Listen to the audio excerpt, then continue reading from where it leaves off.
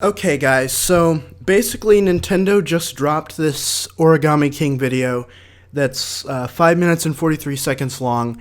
I haven't watched it yet. I figured I would go ahead and grab my mic and actually record my reaction to it. Someone linked this on GameFAQs, and I saw some concerning topic titles saying stuff like generic partners confirmed, battle system looks too much like Color Splash.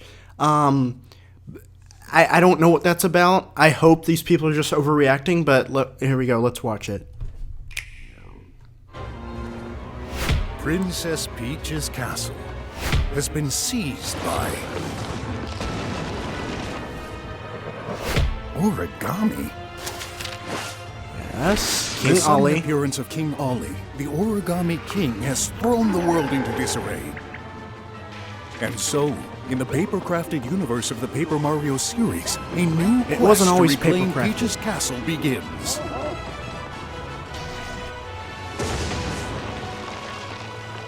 Paper Mario, the Origami King. Heroic adventure Mario unfolds. sets out on his latest journey around the world, searching for the ends of 5 massive streamers that have unfurled from Peach's castle. A forest Mechanic. spring, an autumn mountain, a ninja-filled mansion, an underground sewer system, a desert oasis. Untold trials await Mario in an array of captivating landscapes. Wielding mighty paper techniques, you'll help Mario unfold new paths, explore vast regions, unlock the secrets of an ancient ruin, brave the raging rapids, take center stage. Okay, Go that looks island kinda hopping, appear on a quiz show, and even duke it out in an aerial battle. And what's an Really? adventure without companions to share it with?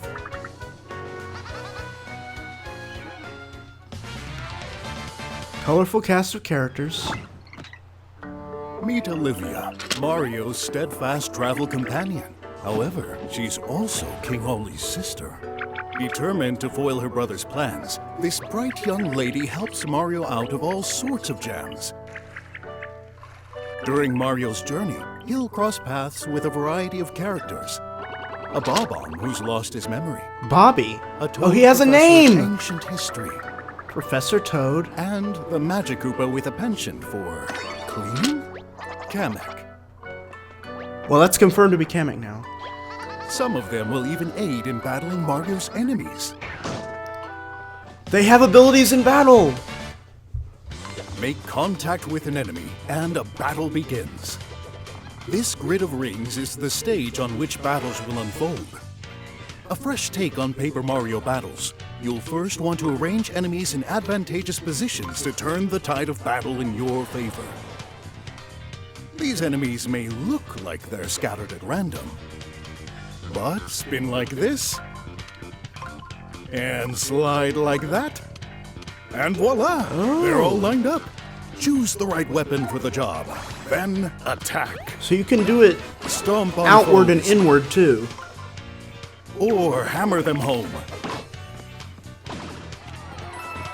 The key to victory lies in whether you can get the enemies in line Wait, before I saw time him getting runs out. coins from battle, but what about Use EXP? items like the Fire Flower. the Oh, table, those guys and the haven't showed Power up in a Block to while. take down your foes. Classic Mario style. And while regular battles offer a great challenge, boss battles really up the ante. The boss menacing members battles- of the Legion of Stationery guard the ends of the streamers in each region, Legions of Stationery. presenting the sharp set of 12 colored pencils, followed by the big, bouncy body of Rubber Band, and the stout, shifty, and sticky tape to cap things off. I mean, they're These not striking generic foes Mario each stuff, attack but with a it's particular all penchant for pulverizing paper. It's all like crafty and Unlike regular battles, in boss battles, you'll spin and slide the ring grid and build a path for Mario to reach his destination. Guide Mario along a route that will let him deliver a blistering attack. Locate your adversary's weak point and tear them to shreds. I mean, Throughout this vast world, you'll find poor toads who had their forms altered by the Origami toads King. again. Don't care. Don't care about the toads. This is a toad. This is also a toad. Where's the unique And- NPCs? Yep, you guessed it, a toad. Don't care about the toads. And who knows? Finding all these toads might just prove to be worth your while. Why are all You the can audience also toss toads? confetti to repair holes torn in the landscape. Aha, so Investigate basically suspicious painting. spots to find hidden items. Okay, And what's in that try chest? your hand at fun mini course you're not games gonna show earn me what's in the in-game chest. Rewards. Leave no page unturned as you travel the world in search of secrets and treasures. I really want to see some, like, original enemies. The Origami King's pernicious plot is unfolding. It's up to Mario to set things right. Luigi! Still too many toads. I like that Bob-omb at least has a name. Bobby? It's probably the most generic Bob-omb name you could come up with, but still, it's a name. It's not just Paper Bob-omb. Mario, the Origami King.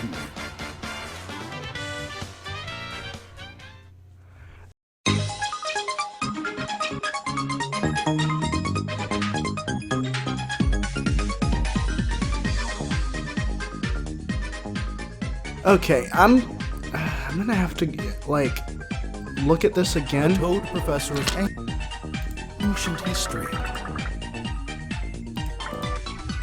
I feel like his name could have been something like, what happened to the names that had puns with the letter T? Like,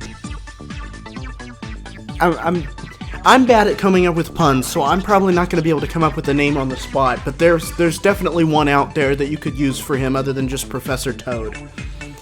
At least his outfit is unique. But I really wish that the NPC toads were less generic. But spin like this. And slide like to take down. Okay, hold on. There was these crab guys. Those were like the crab things from Mario Bros. I mean, it's still an existing Mario enemy, but at least it's one that you don't see all the time. But where's the original enemies? Where's like the Clubbas, the Clefs, the Koopa Trolls? Those guys were so cool. What happened to all of them? Why does it all have to be regular stuff? Regular Mario stuff. Where's the things that the old Paper Mario games introduced? After Super Paper Mario, they just pretty much got rid of them. The Fire Flower, the tail, and the Power Block to take down your foes. Classic Mario style. Yeah, but where's the Paper Mario style stuff? And I'm talking original Paper Mario style stuff. And the boss battles here, I mean, at least it's not big regular Mario enemies, but it's also not really characters. They're giant, they're basically things, but they're the enemy and not your items. I don't know, it's kind of weird. I mean, we have King Ollie, and he's a completely original villain, but where's his minions that are like him? That like are little origami people that have original designs. Where's that stuff? That's what I was kind of hoping to see. This guy looks pretty cool. Not that. Where is it? Right? No. Okay, let me just These play it. frightening foes each attack with their particular. This guy right here looks pretty cool. I know we saw him in the trailer, but we didn't know if he was going to be a boss or whatever. But this is pretty cool. I guess this is the way they're getting around the no original characters mandate, but I feel a better way is just to not have the mandate. This one looks like definitely like a step up from the last two games, but I want it to have the characters of the first three again. That's what I was looking for. That's what I was hoping this would move in the direction of, and it kind of did, I guess. But in like a technically way, and not a just straight up way, if you know what I mean. I don't think this is as much of a return to form as the leaks were saying it was going to be. I really don't like the white outline. The style itself is cute, but I don't like the white outline. But maybe I'm just being too negative. I really do think this game looks a lot better than the last two games. If only because you have actual attacks that you don't use up in battle, and you have an original villain, and Bowser teams up with you. That's like the old games, which is, I love that. But I don't like still how they're shoving the classic Mario characters down our throats, and not really having much in the way of original ones, except for arts and crafts shit. Like in the first three games, none of the characters were designed around the fact that they were paper. The most you had was like Hooktail, where he kind of looked like he was paper crafted. All the dragons looked like they were paper crafted, but that didn't.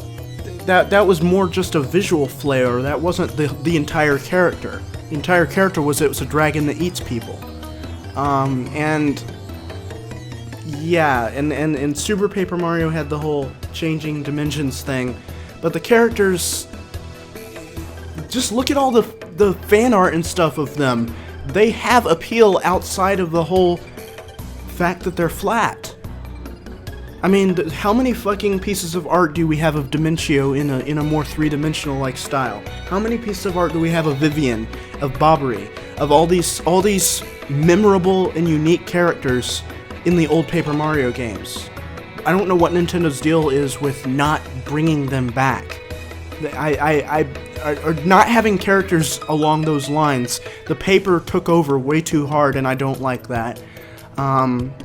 And again, I can blame Sticker Star for that, but I'm really hoping one of these days they move away from the really lame restrictions that Sticker Star put in place and go back to what the first three Paper Mario games excelled at, which is worlds and characters. I like the worlds designs in this, and other than the fact that it's a little too in your face that it's paper, the worlds actually look like they're going to be fun to explore, and they look like they're going to be. It looks like there's going to be a story to uncover. I just wish that there were more characters that we haven't seen before, or that we don't see that often, like things from, with what recently happened with Alpha Dream. It would have been a great idea to bring in some of the Mario and Luigi races into Paper Mario. Like Thousand Year Door did that. They had the two bartenders that were beanish. We could have had Paper Fawful, but maybe that's a little too much to ask for. But still, like, there's more to the Mario universe than the basic stuff from the main series. And Paper Mario used to be one of the best at showing that, and now it just tries its hardest not to. And whenever it does, they usually have some sort of loophole, like, oh, there's only one or two original characters, or their entire design is based around the fact that it's a paper world. And paper was never why we loved Paper Mario. I made this graphic. I'm probably going to throw it up on screen in the video of the two identities of Paper Mario, one being Mario's story and one being Mario Crafted. I'm really hoping we can get more in the line of Mario's story again, because those are the games that really made me fall in love with the series. And I know literally everyone says this, but it's really something Nintendo needs to hear. They seem to be just covering their ears and saying la la la la la, and they really shouldn't be doing that, because this is a series that really wouldn't be anywhere without its fans. I don't think Paper Mario would be... If Paper Mario didn't have dedicated fans that came in from the first 2 or 3 games, depending on who you are, I don't even think the series would still be going at this point. I don't think the series would still be running. The fans have kept Paper Mario alive. And to blatantly ignore what the fans actually want from the series, and just kind of do these half steps, keep doing these half steps. I know I said I was way more excited for this game than with Sticker Star and Color Splash. But there's so much more they can do, and they're purposely not doing it. And the paper, I'm just tired of all the paper, or at least when it's at the expense of actual, real, believable world building and story and character and lore. But in the 1,000-Year Door, you had an entire set of optional lore that you could talk to NPCs and learn about. The 4 heroes that got cursed by the Shadow Queen and turned into these chess demons. Of course, the Shadow Queen herself was like a great cataclysm that rained terror on the world, and was eventually sealed away behind the 1,000-Year Door. None of that stuff was written based around the idea of everything is paper. It was written with the idea of it being a story. And you had a Mario going on this adventure in a cute pop-up book style, but not where the story being told took advantage. Yes, he has the curse abilities, but those are curses. Those are in-universe stated to be weird and unusual to other characters that don't know them. They're stylistically shown in a way that takes advantage of the medium that the story is being told in, but no, the old games never threw paper in your face this much. And I wouldn't mind the paper as much if the stories could still stand without it. But they can't. Origami, paint, stickers, they all rely on a paper world. And they really don't do much in the way of just straight up characters and story and writing. And that's a shame. The Paper Mario series was one of the greatest of all time in my opinion. The first 3 games, it was like a trilogy. It was the Paper Mario where he saves the Star Spirits from Bowser. That was like a nice it came from Super Mario RPG, and then it was the 1,000-Year Door took into a little bit more of an unknown, a little bit more away from their Mario comfort zone, and then Super Paper Mario was like a grand culmination with a apocalyptic end-of-the-world story that was very sad, by the way, very emotional at the end, very, very good villains, very good. There are questionable aspects of Super Paper Mario, but for the most part, it still had what made Paper Mario great. But after that, they just didn't. They went in the wrong direction. I don't care about Mario brand recognition. Slap Mario on the cover and it will sell. It doesn't matter how much other stuff is exact carbon copies of what's in the main Mario games. As long as Mario's there, that's all that matters. Mario, Peach, and Bowser, but they don't have to have the same roles. Like this. One thing I'll give this game, or 2 things I'll give this game, is it has an original villain, and Bowser and his Koopa Trooper in a supporting role. Although, I don't like how all the Origami enemies are still Koopa Troop. That doesn't make sense. It makes sense that the new villain would brainwash some of Bowser's minions, but to have his entire army be brainwashed Bowser minions seems lazy. When you have a new villain, you have new enemies, you have new minions. Grodus had them, Count Bleck had them. Where's King Ali's? I want to see the Origami Kingdom that he comes from that's completely disconnected from basic Mario stuff. I want to see that. If we get to see that, I'll be really happy, because that guarantees original stuff, unless they cop out and say the Origami Kingdom was a bunch of origami toads the whole time. And then I would be very upset, because already Prism Island and Color Splash was supposed to be a brand new location. It should have had brand new characters, but it just had toads. I'm tired of Toads. Toad is like my least favorite character because of the new Paper Mario games, shoving him in my face. Can't stand Toad. I was indifferent to him before Sticker Star. He was a little annoying in Mario Kart because I would be Waluigi, and whenever he'd pass me and go, hit me with a shell. But, it was still tolerable, but the new Paper Mario games just pretended that Toads were the only citizens in the Mario world. And it was an insult to the Paper Mario games I grew up with. The Paper Mario games I loved and fell in love with because of their big, expansive worlds full of believable characters and I don't know. I'm rambling at this point. I didn't expect to go on a rant after watching this. I'm sorry. This game actually doesn't look that bad. I hope you don't take this as me saying this is Sticker Star 3. It definitely has still a little bit too many elements from Sticker Star, but it's definitely a much bigger leap than Color Splash was, and I appreciate that. So, I'm definitely looking forward to getting this game.